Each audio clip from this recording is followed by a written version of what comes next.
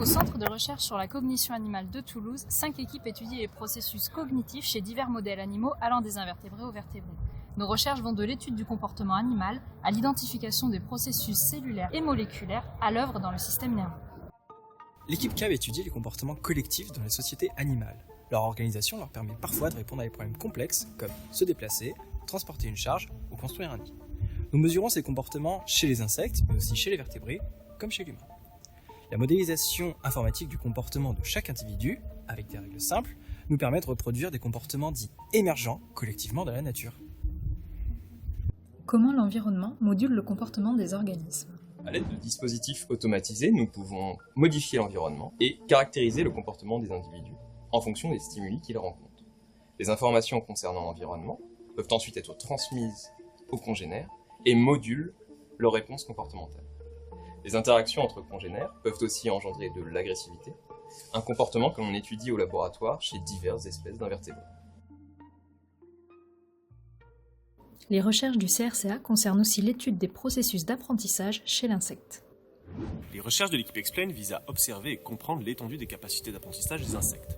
Les abeilles, les fourmis ou encore les mouches sont capables de faire de simples associations entre un stimulus neutre, tel une odeur ou une couleur, et une récompense, afin de modifier leur comportement en fonction de leur expérience passée. Nous étudions ainsi les gènes et les neurones impliqués dans divers comportements, que ce soit une abeille répondant après plusieurs jours à une odeur associée à une récompense, l'étonnante faculté des mouches à utiliser les autres individus pour prendre des décisions, ou encore la mémorisation par une fourmi de trajets de plusieurs kilomètres pour entrer à son nid, même dans un environnement virtuel. Où et comment se forme la mémoire dans le cerveau sain chez le vertébré, et que se passe-t-il lors de pathologies comme la maladie d'Alzheimer ou la dépression ? Pour répondre à ces questions, nous utilisons des tests comportementaux permettant d'évaluer la mémoire, l'anxiété, ainsi que l'activité locomotrice des souris. Nous explorons aussi les mécanismes cellulaires et moléculaires sous-jacents lors d'expériences d'immunohistochimie sur coupe de cerveau, suivies d'analyses microscopiques permettant d'identifier les réseaux neuronaux mis en jeu et la plasticité morphologique des neurones. Quels sont les liens entre plasticité neuronale et mitochondriale ? Chez Minding, nous voulons comprendre comment les mitochondries, sources d'énergie du neurone, peuvent modifier leur bon fonctionnement dans un contexte de maladie neurodégénérative. Pour cela, nous utilisons divers modèles cellulaires, dont les neurones en culture primaire, et étudions la relation mitochondrie-neurone grâce à de l'imagerie ou à des techniques classiques de biochimie.